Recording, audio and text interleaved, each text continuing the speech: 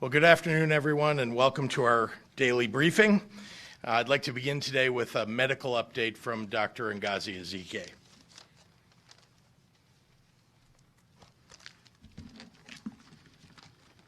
Good afternoon, everyone.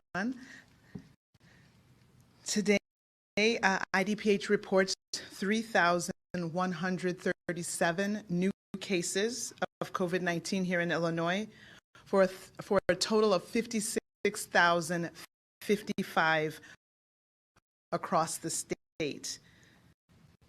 This unfortunately includes a total of 2,457 deaths, of which 105 were reported since yesterday. To date, we have run 284,688 tests, with 14,821 being performed in the last 24 hours. Regarding hospital data, as of yesterday, 4,900 people were in the hospital with COVID-19.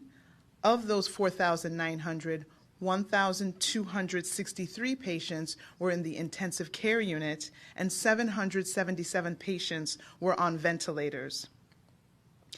Putting on my pediatrician hat, I'd like to remind parents and guardians to make sure that you're staying up to date with your children's vaccinations and their regular checkups. Please check in with your pediatrician or your pediatric provider to learn the guidelines that you need to follow in order to make your visit as safe as possible. In addition to needing to see the doctor when you're sick, these well visits are critical for monitoring growth and development.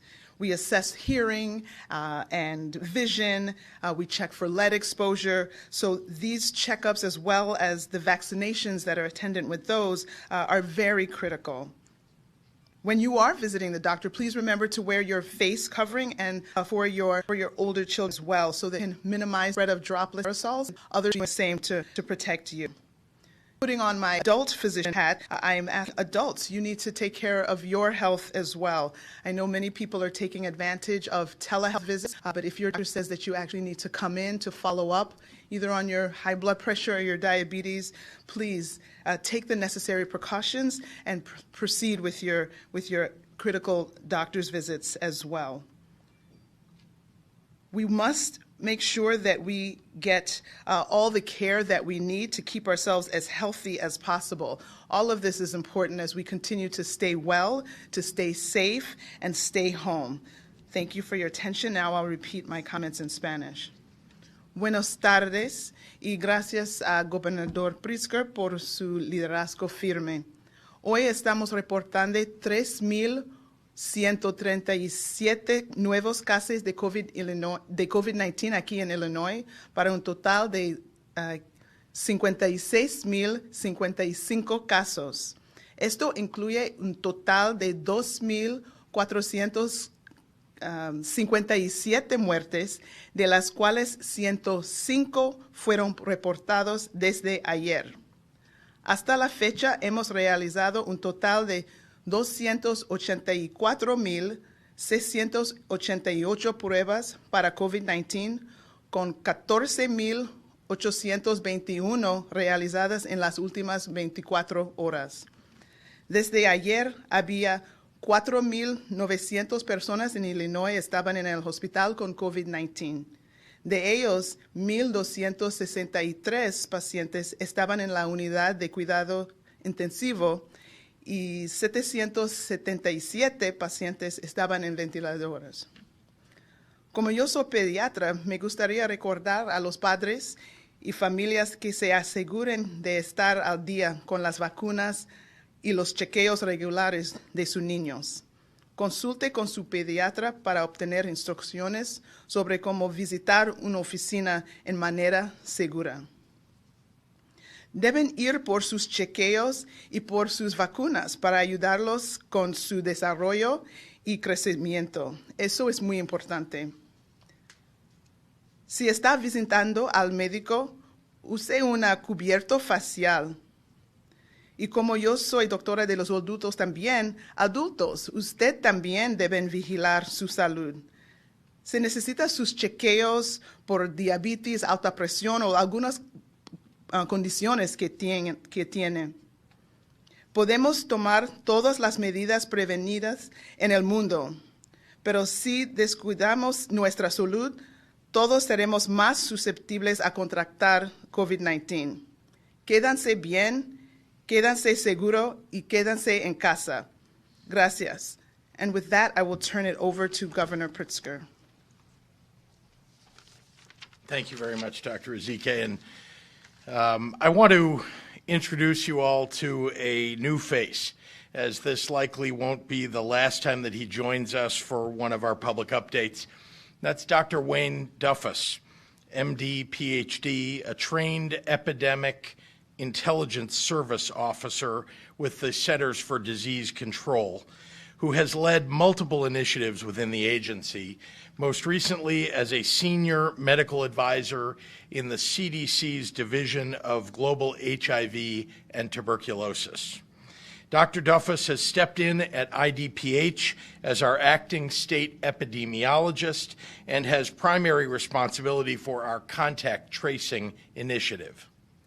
I've talked before about our ability to test and trace and how critical it is as we move from our stay-at-home order towards a new normal.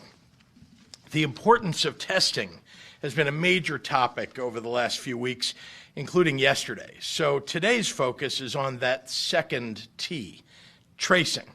Tracing, or contact tracing, is one of the most critical tools that we have to reduce our spread rate, speed up our diagnoses, and seek to halt outbreaks before they happen. But let's start with the basics. What is contact tracing? Well, it means making sure that you get notified if you've had contact with someone who has tested positive for COVID-19, so you can do what's necessary to keep you and your family and your community safe. Contact tracing means we will let people know before symptoms start that they could become ill. In the context of a very infectious virus, this is our primary tool for identifying potential asymptomatic spreaders so that they can self-isolate quickly and slow the spread of the virus to their contacts, keeping more people COVID-free for longer. And that last factor is key because it demonstrates why contact tracing is so important to all of us together. It means a reduced rate of spread, fewer outbreaks, and an all-around healthier Illinois. Contact tracing isn't a new concept. It's been around for many years, and Dr. Duffus will talk a bit more about that history. The difference now is that in order to move safely back toward normalcy, Illinois, the United States, and frankly the whole world must contact trace on a never-before-seen scale. Contact tracing has played a role in our COVID-19 response since the earliest days of this pandemic, as local health departments around the state have aggressively sought out each COVID-positive person to identify all their close contacts and then encouraging those contacts to opt into monitoring programs and to follow recommendations. That was when we had a manageable number of cases and contacts that county health departments' existing staffs could handle. Of course, as we all know, over just the last few weeks, COVID-19 has reached a massive scale of spread statewide and nationwide, and existing public health management infrastructure simply can't keep pace. No doubt, as we all live through this pandemic, I think we'll all have a lot to consider about our failure to invest in public health in this country, but we'll save that conversation for another day. Right now, we have to deal with what's right in front of us, and that's getting to the other side of this crisis. Here in Illinois, we've had more than 50,000 known cases to date, largely in just a 60-day time frame. Their contacts are 50,000 sets of family, friends, coworkers, commuters, classmates, and other contacts. It's an unprecedented public health challenge, so we need an unprecedented solution to meet this moment. To do that, Illinois will be building on our existing infrastructure and expertise to shape a massive statewide contact tracing operation, gradually building over the coming weeks, and then scaling up an army of contact tracers by the hundreds and then by the thousands. Right now, based on our current rates of spread, we're looking at a benchmark that could approach 30 workers per 100,000 residents. But to be clear, that number can and will diminish if we see greater success in our public health measures, particularly our new face covering requirement. Already, we've identified groups of Illinois residents quickly willing to scale and be part of our efforts: undergraduate and graduate students, volunteers, retired health professionals, local health officials, community health workers, and new hires. And if you're interested in being a part of that, keep an eye out for more information on how to get involved in your community in the coming weeks. A significant part of this program involves technology. When an individual tests positive for COVID-19, a contact tracer will reach out to them through an app, through email, a text, or a phone call. And because not everybody can or will use technology, some will require follow-up even with a safe in-person visit if the COVID-positive person can't be reached in some other way. Then step 2. Interviewing the COVID-positive person, asking them to gather their contacts and retrace their steps over the past 14 days. This is what allows us to significantly slow the spread of the virus, because connecting with those who've been exposed allows us to do 3 important things. 1, notify them that they've recently been in proximity of someone who has tested positive. 2, recommend that they seek a test and self-isolate. And 3, offer them resources on how to access any needed assistance to prepare them for self-isolation, things like alternative housing, food delivery, or medication. Privacy is an important aspect of maintaining trust in contact tracing. So to be clear, contacts will remain anonymous. Looking backward and pointing fingers doesn't help anyone in this situation. It's about what we do next to keep each other as healthy and safe as possible. Remember, we aren't reinventing the wheel here. Contact tracing has been done in every pandemic and major outbreak for many years. In fact, that's why Dr. Duffus is an experienced expert at it. And in a moment, I'll ask him to talk more about our efforts to build out contact tracing in Illinois. Finally, I want to take a moment to recognize a very extraordinary group of people. Today, the Illinois State Police, consisting of the finest troopers in the nation, will be welcoming 92 cadets into their ranks. 92 cadets who completed their training in the midst of a global pandemic will take their oath and join the ranks of our proud Illinois State Police. As these are unusual times, so too is this milestone. For the first time in the 98-year history of the ISP, there will be no graduation to celebrate the completion of their training.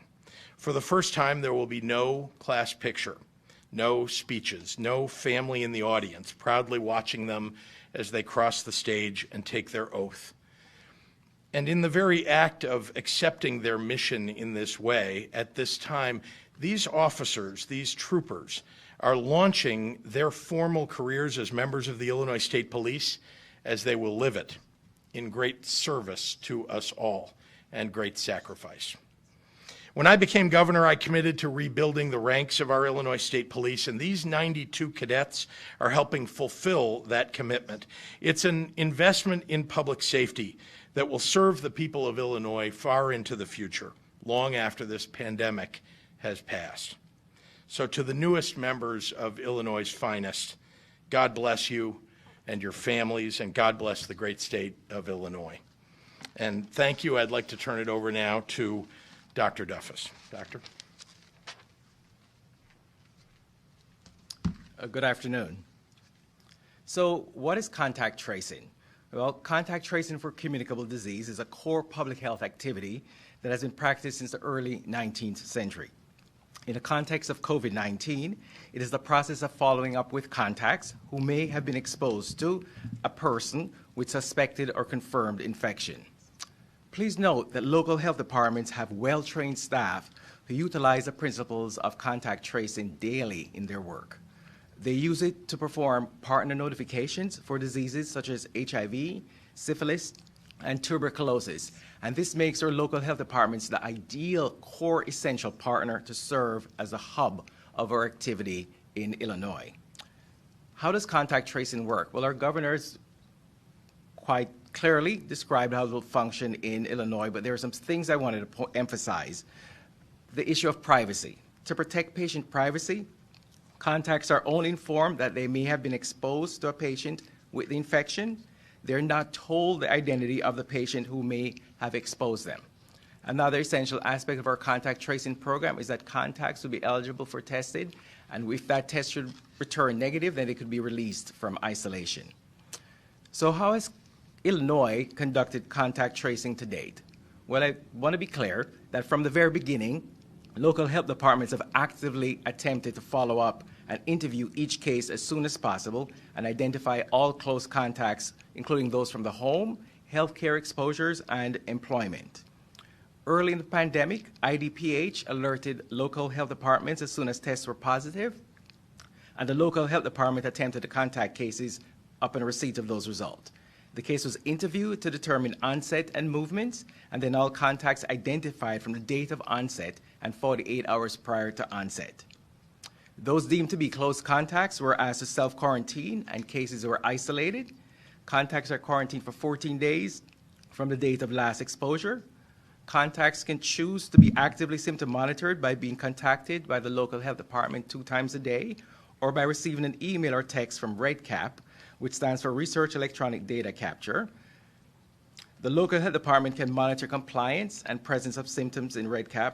The local health department also communicates with the case and the identified contacts placed in quarantine and educate them on how to safely isolate, quarantine at home.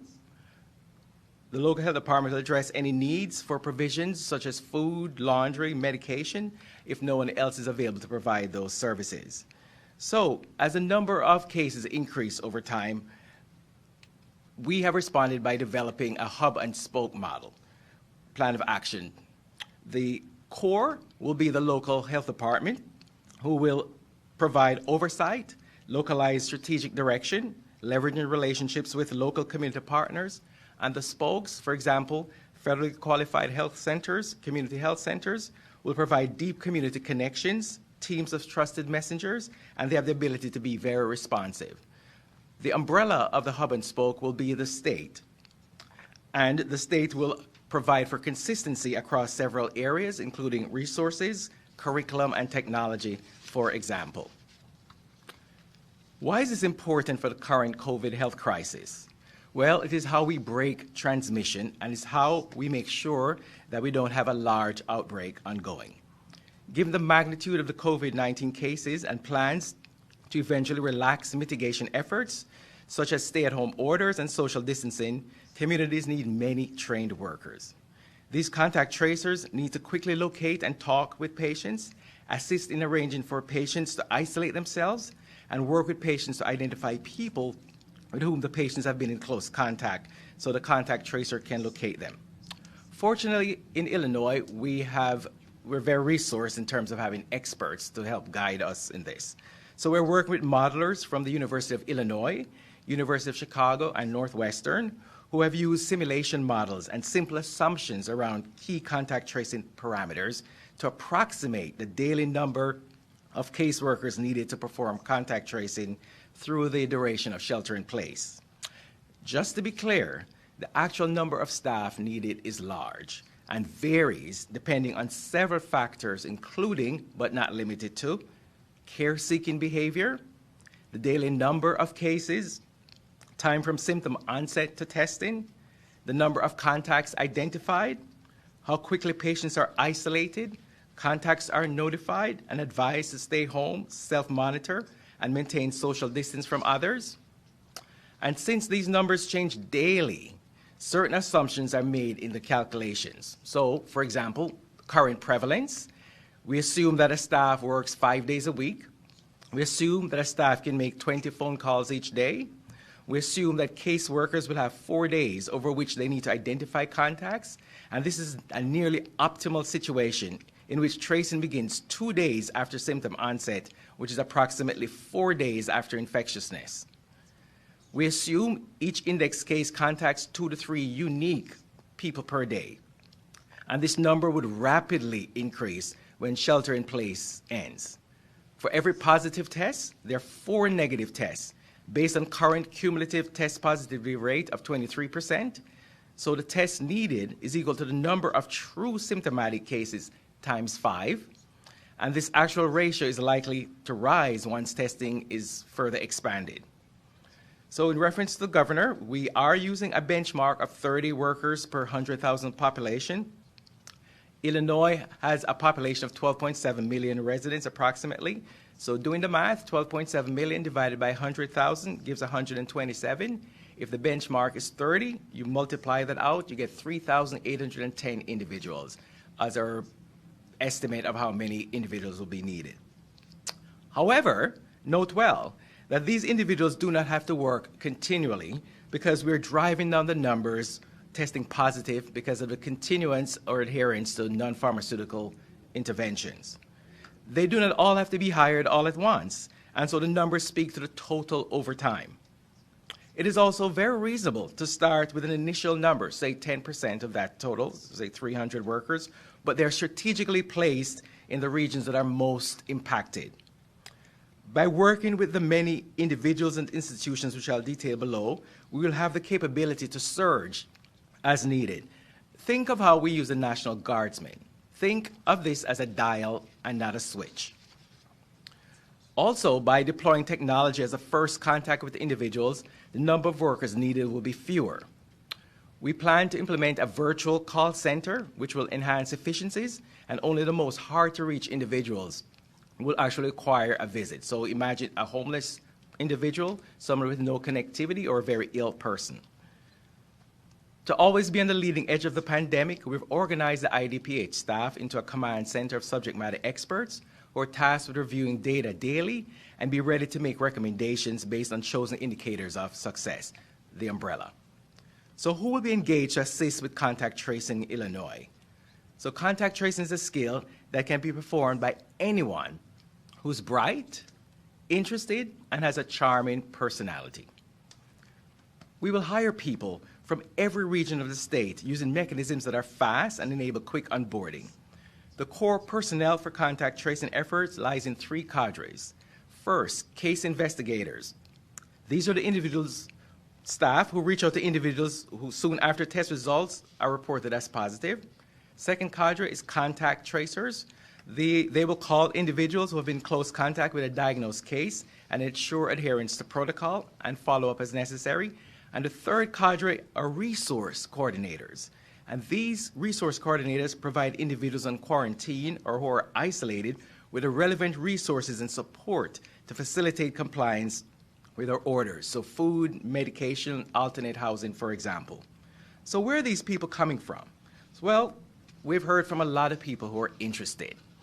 Professional contact tracers at local health departments, professional contact tracers from federally qualified health centers and community clinics, reassigned workers at local health departments, reassigned workers at federally qualified health centers, skilled community members such as community health workers, social service professionals, and other allied professionals. We have heard from recent graduates and students from public health training programs as well as allied health professional training programs. We have volunteers from Illinois Help who are interested, and there are also established as well as new training programs at regional training centers. To be done effectively, it requires people with standardized training and scripts, supervision, and access to social and medical support for patients and contacts. So what are some of the additional needs for contact tracing?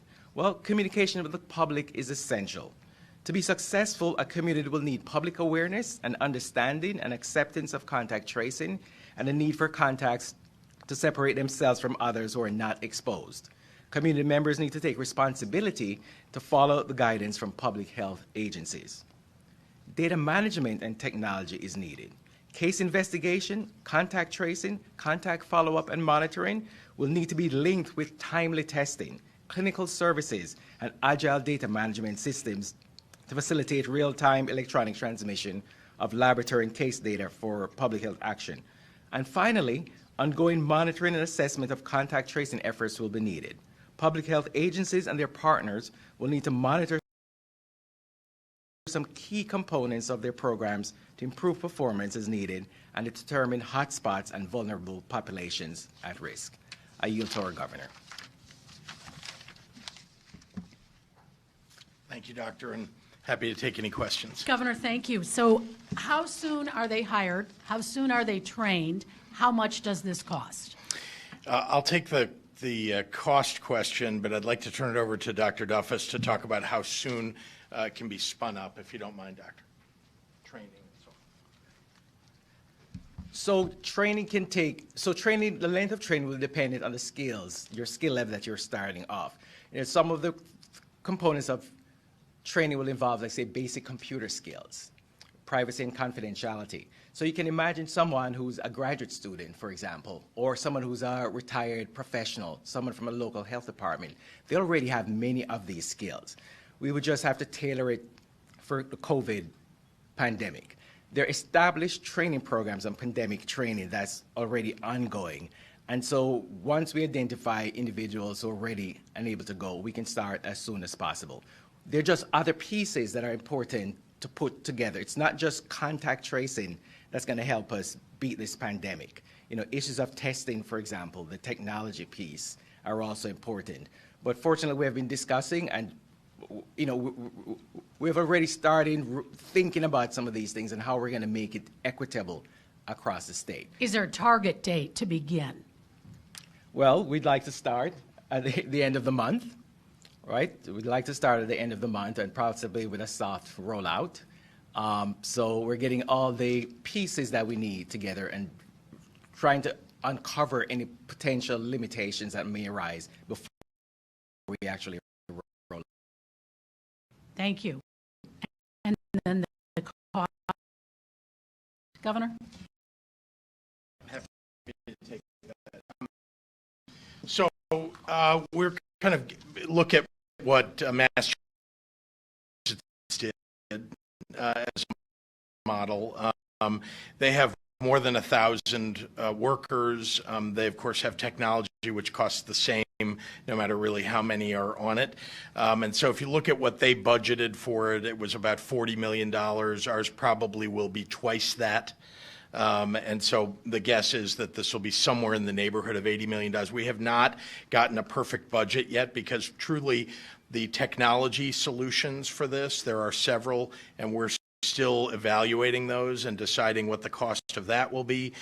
And then it depends on the mix of how many people are volunteers, how many people are people that we're hiring that need more training, and how many less training, because the cost of putting someone through that training, we'll be paying them, during a portion of that, and so it costs less to train somebody that already knows the job and more to train somebody that doesn't. And the extra cost, the doubled cost, is because more workers, or what? Yeah, exactly. It's a larger state. We have a much larger state. Yeah. Obviously, you've seen outside, I would think, when you arrived at the Thompson. If not, there's a rather large crowd. They've been here all day. They've also been at the state capitol. Lots of frustration.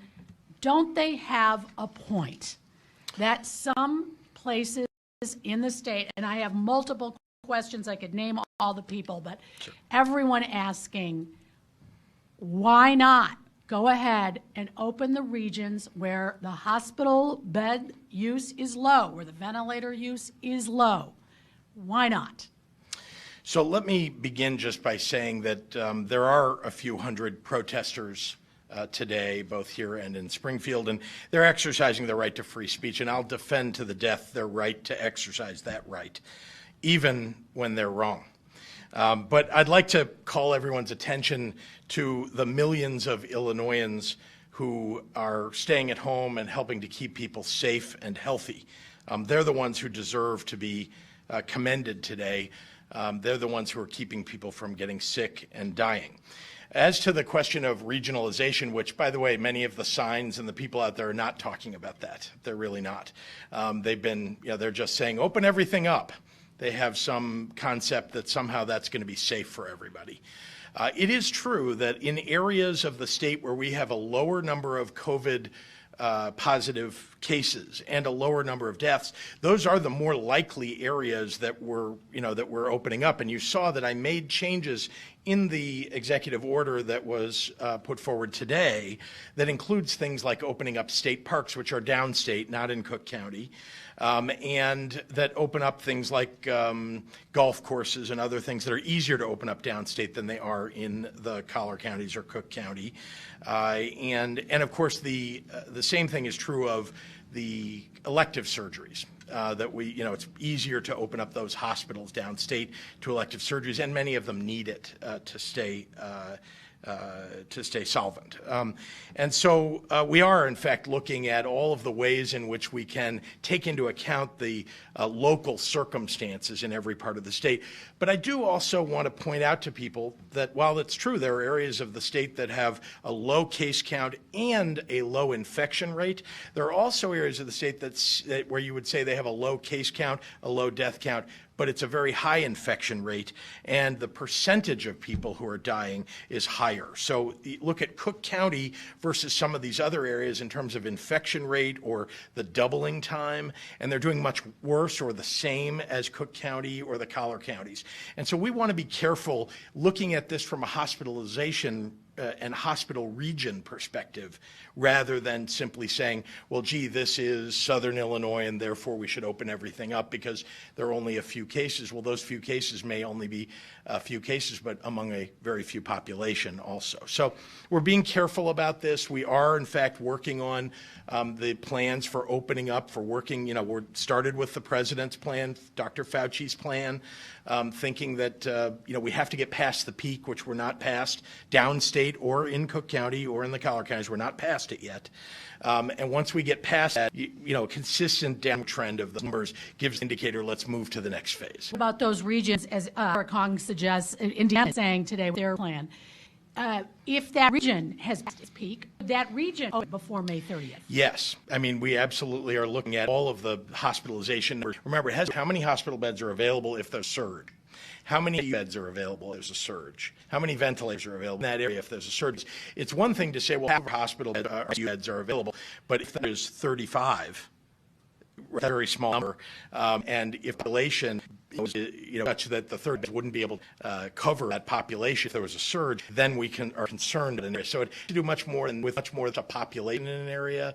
It has a great deal to do with how much health care is available in that area. So I just want to make sure you're that right, because that sounds like news to me, that you're saying before May 30th, if there is a region with low hospitalization, low ICU availability of ventilator, that region may open. Yes, if it's heading down the other side of this slide that even the national plan proposed, that is, if it's 14 days on a downslide, right, of those numbers, then absolutely listen, I want, as much as everybody else does, for everybody to get back to work and for us to move toward normalcy. But I also want to say that I'm not going to do it until we know people are safe, and it isn't going to be because some protester has a sign that says, liberate Illinois. All right. From Elizabeth Matthews at Fox. This afternoon, there's been a new lawsuit filed. Can you respond to the lawsuit filed on behalf of the town of Cicero regarding the City View Multi-Care Center, where there has been a severe outbreak of coronavirus? Attorneys believe that IDPH failed to act to complaints, and should the residents there be moved to an alternative care facility like McCormick Place? I'd like to ask Dr. Ezike to answer that at IDPH. So again, it's a very unfortunate situation that, again, we all know that our long-term care residents are the most vulnerable. They've suffered the heaviest losses, specifically regarding this Cicero locale. Yes, there was a major outbreak there, as there have been over 500 outbreaks, I think, through the state. So it's a major issue. We're looking into it. Again, people think that, if we identify some cases, if somebody comes in, they should be able to stop it immediately. Unfortunately, the way this virus works, the way the pandemic is working.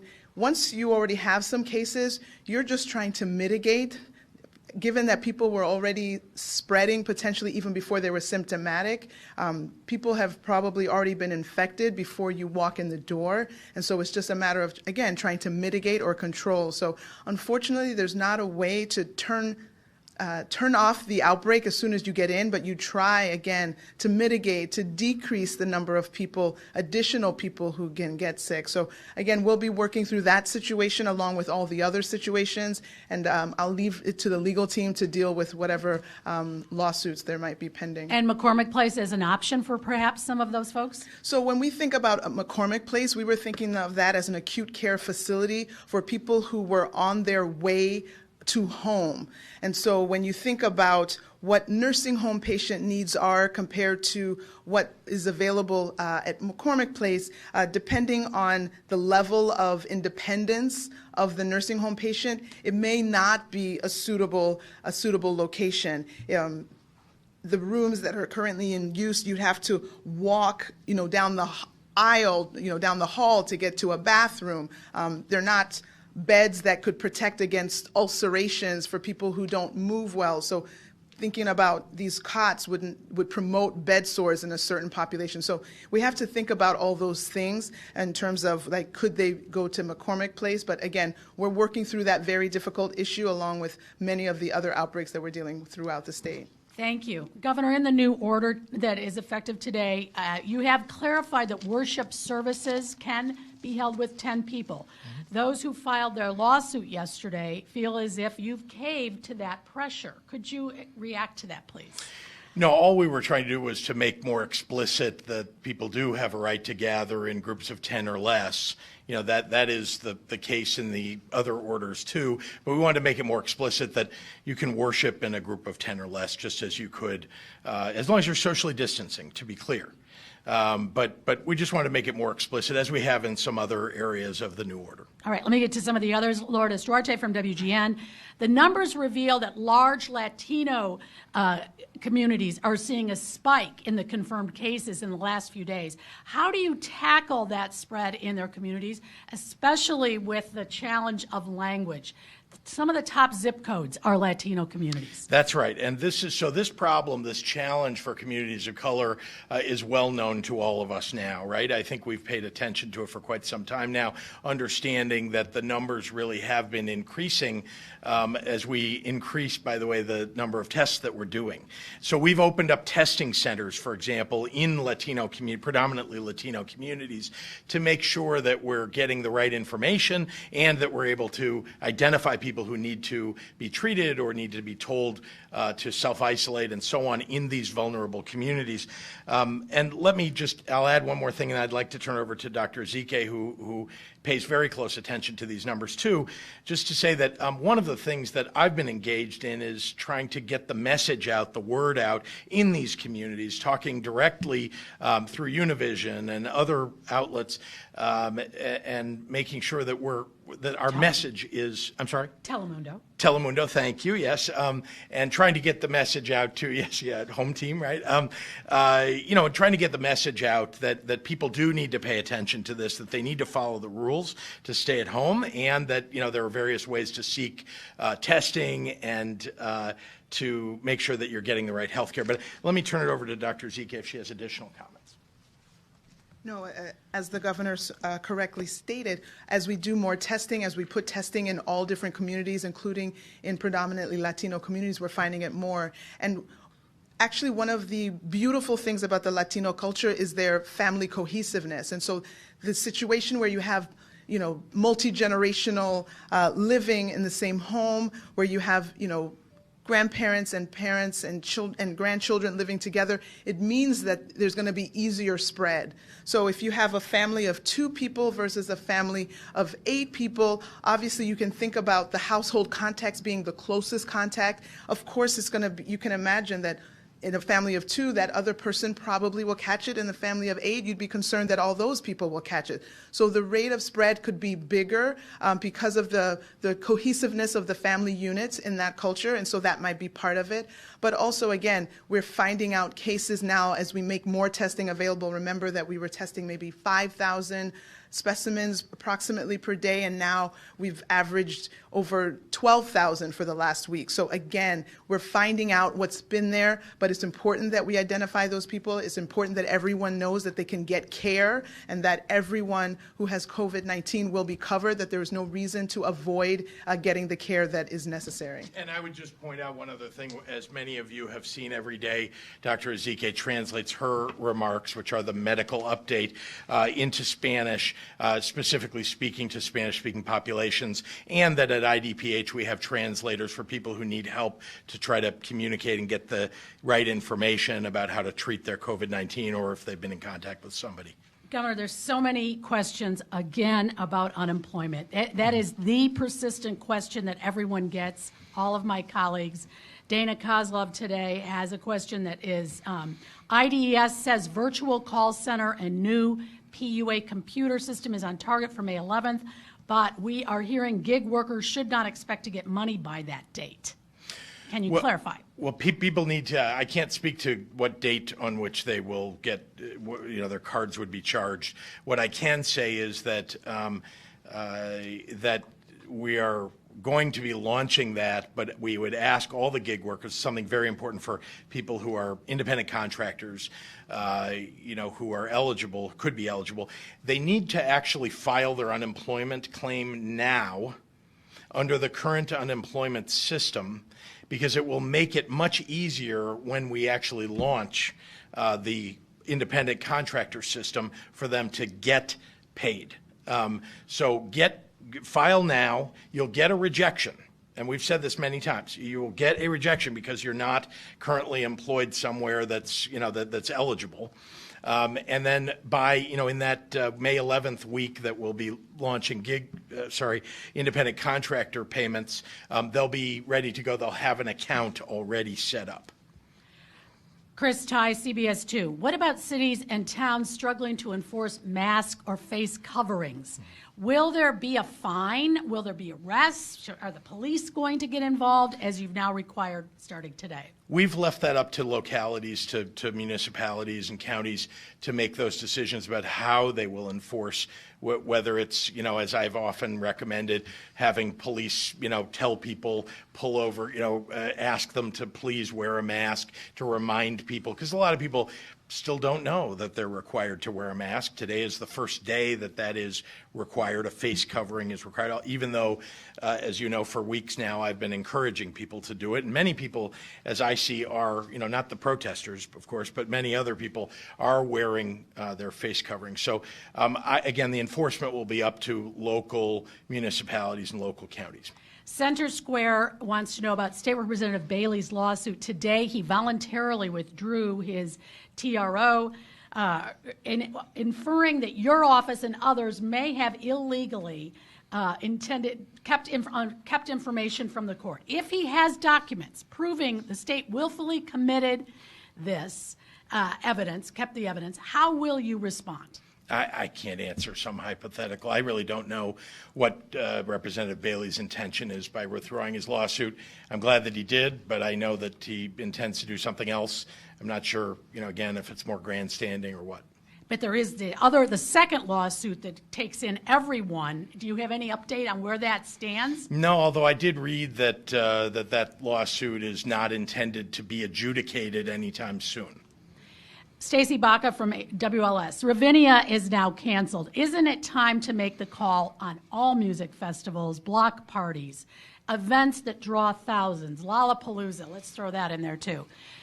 Isn't it time? Ravinia is not going to happen. Why should anyone expect any kind of large gathering then? All I can tell you is that, we currently have an order in place that goes through May 30th that is that makes it clear that gatherings of more than 10 are inappropriate, are against the order. And so I can't tell you what July or August will look like yet. And decisions will have to get made either by municipalities or by the promoters of those concert venues or large gatherings at this point. Eric Rung from WGN. There have been a number of emergency cases concerning COVID-19 when it comes to parental custody. There is a real concern from both attorneys and parents that some are using your stay-at-home order to sidestep custody agreements and deny parental rights. Is this something the governor's office or your team is looking into, and how can you protect parental rights during the pandemic? Appreciate the question. I don't have an answer for it. I don't know the details of it, but I certainly, now that the question's been asked, I'll look into it. The likelihood is that our legal team knows about it. Blue Room is asking, perhaps is there a need for more training at grocery stores? They especially see grocery store workers touching their face, touching the items. People don't feel safe. Is there more training needed for sanitizing? Let me begin by saying that this pandemic was a surprise to everyone, including the grocery stores, the grocery store workers, everybody. And so, as we worked with the Illinois Retail Merchants Association and connected with grocery store owners across the state, we've encouraged them to follow a set of guidelines. Many of them really have done yeoman work in getting that done. And so I would say it's absolutely true that many people can go into a grocery store and see something a worker does and say, gee, I wish they hadn't done that or wouldn't do that. And certainly not wearing a mask is unacceptable, not wearing a face covering for somebody who's working there and somebody who's shopping there either. And so there may be a desire for more training, and I certainly would encourage the owners of grocery stores, as well as pharmacies and other places that have been open under the essential business openings. And this is going to have to happen across our economy, I might say. As we're opening retail and other things, manufacturing, professional offices, and so on, people are going to have to be trained. This is so new for everybody. Even wearing a mask, even a face covering, is so new that certain kinds of jobs are going to require gloves and a face covering. Certain kinds of jobs are going to require people to have a much more sealed face covering than the kind you might wear when you're outside on your own, taking a walk or going to the grocery store. So there is going to be a lot more training that's required. And just, there's several here, and this is my last one, is both Mark Maxwell as well as Amy Jacobson, they're asking, again, ventilator use is down. You sent ventilators back to California. Mm-hmm. There are open hospital beds and ICU beds. 23% of all hospital beds in use. The curve is flattening. Just one more time, why continue the lockdown? Well, they think that maybe they think that's an accident. I think it's an interesting pair you just threw up there, Mark Maxwell and Amy Jacobson. But I would say that look. All I can say is this: we have bent the curve. That's what's happened. The stay-at-home. It's not an accident here that. The number of deaths that was expected is many fewer, that the number of ICU beds that are filled, many fewer, ventilators, many fewer needed. It's not an accident. It's not an accident. And it's not like this virus has gone away either. It's because people are adhering to the norms that we've put out there. And we've asked people to wear face coverings. We've asked people to wash their hands. We've asked people to stay home. It's very difficult for everybody to have done that, but they are doing it, and that is succeeding. And so people should understand the relationship between the bending of the curve, the lowering of the need for ventilators, and the fact that we have these mitigation efforts that are working. So when we say, well, gee, let's end the mitigation efforts, guess what happens in the absence of mitigation efforts? The rate of infection goes up again. The R0, as we've called it, goes up. The number of ventilators, ICU beds, and hospitalizations goes up. Dr. Ezike, I'm sorry, this is the final one. Folks are wondering, they keep a look at the numbers. They don't think they always add up to what they see and what they've been keeping an eye on. If someone dies from coronavirus in a different state, but their ID says they're an Illinois resident, does that go on the Illinois death count or the state where the death took place? Right, it's actually your home residence. So a lot of times we'll get information, and if by the time you look at it and figure out where people are from, then you have to contact our equivalent partners in the other states and let them know. They have to adjust their count. We have to adjust our count. Thank you. All right, Jim Haggerty at Rock River Times. Governor, Rock Cut State Park near Rockford is now open, and it was initially not on your list of parks that would open May 1. What changed in your decision to open that park? These are decisions that are being made by the Department of Natural Resources, and as they're able to figure out how to staff these parks properly, which entrances to have open and closed, and what activities can be done in a park safely. She at Politico, there's been a lot of talk about grocery store and restaurant workers being the heroes in this pandemic, but they are still at the bottom of pay, benefits, and protections. Will the revised state budget address any of those issues? I hope that we will be able to recognize the heroes here. You know that we have challenges with our state budget that we're going to have to address. But the people who have come out and done this amazing work in this very difficult time ought to be recognized. And I'm looking at ways in which we could do that. I would ask employers to recognize them as well. Dave McKinney at WBEZ, can you say if either laying off state workers or skipping payments to the state pension system are options you're weighing to fill the budget shortfalls you've ID'd? Also, what specific things do you want lawmakers to act on when they return to Springfield? I'm not looking at skipping pension payments. What was the other question that was asked? Or laying off state workers? Laying off state workers. Look, we have to look at everything, but that is not something that we're currently looking at. Remember, in a pandemic, and this thing is ongoing, it's not going to leave us, you need state services more than ever. Think about the damage that's done if we lay off state workers in areas like DCFS or in domestic violence and in challenging domestic violence and overcoming that, in dealing with our healthcare system. This is not a time for us to further defund and further hollow out government from where it already has been at a relatively low level. Dave Dahl at WTAX. Governor, on Wednesday, Rob Hammond said the people in her district, quote, boots on the ground, know more about what's good for her district than someone governing from a podium in Chicago. In your words, what is she missing? Well, I've been happy to be in contact with Rep. Hammond actually just in the last 24 hours, had a very nice conversation with her, exchanging ideas about how we could open things up, the ideas that she's getting from her constituents, including, as you're implying, that they know what's good for their area. That's true. I think what they maybe don't have access to is the epidemiologists and the scientists and the data. And so, we're looking at that to make sure that we're keeping everybody safe in her district as well as every district, but evaluating and trying to weigh, against we have epidemiologists and data that may say one thing, and a desire, as I do too, a desire to let everybody get back to work, and so we're balancing those all the time.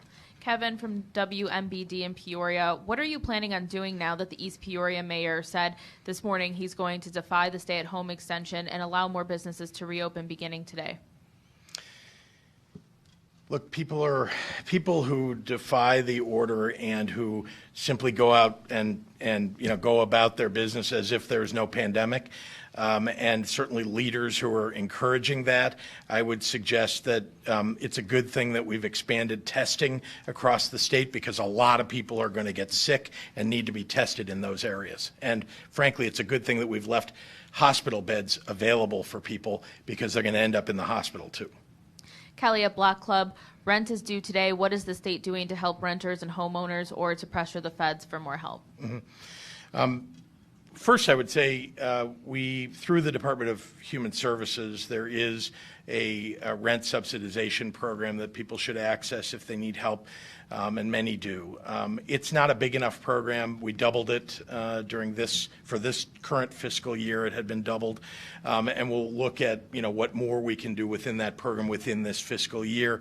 There is no doubt about it that, as we have banned evictions in the state, that is one way in which we have tried to push off everybody's challenge of having to pay rent right now, because too many people are suffering from the current economic situation and challenged in their current housing. But, as we go forward, we're going to look for more. The federal government has provided us with some dollars, but it has been only COVID expense-related dollars. And that's why I've been so vocal about the federal government needing to step in and help local governments and state governments so that we can do more to alleviate the burden on working people across the state. Bruce Rushton at Illinois Times. 2 weeks ago, you supported efforts to shut down a drive-in Easter service and compared cars to pews.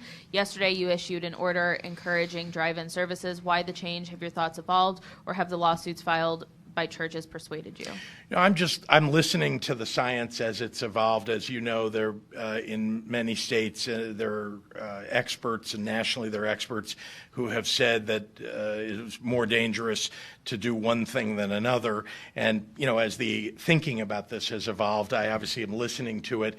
This is a novel coronavirus. It's to remind everybody we're doing the best we can to make decisions as the science dictates. And so, we want people to be able to worship. We do. We want people to do it safely. We hope that the parishioners and their faith leaders will follow the guidelines that are being suggested by the science and the data. Jim Leach, WMAY. Governor, we know you've heard from people wanting your order changed or lifted. Have you heard from business owners or others supporting the order? Many people. In fact, the vast majority of people that we hear from are people who support the order, want us to make sure that we're continuing to evolve the order, but believe very strongly that keeping people safe and healthy is the thing that we should balance more in favor of today as we try to look at all the treatments that may be available. I want to remind everybody that, as I have said for weeks and weeks now, that in addition to testing and tracing, having a treatment available would really make all of what we hope to do here much easier. An effective treatment. Now, we've just heard recently, some have been reporting on TV, on the major networks, about certain kinds of treatments that have proven effective or more effective than others that may be receiving emergency authorization from the FDA. And I'm so pleased to see that, because we all, if you can add that to the testing and tracing, as I've said, the 3 T's are critically important for us to really open up the economy. This will be our last question. It's from Rich Miller at Capital Facts. Why has Illinois not waived the WARN Act notification requirement? As soon as businesses were forced to close, they were in violation of the act for not giving 60 days notice. We have loosened the requirements on people during this, that they are still notifying us, but not required to fit entirely within the regulations of the WARN Act. So we haven't done away with the WARN Act, but the enforcement of it has been severely loosened, and we've talked to many businesses that have called about that. All right, thank you. Thank you.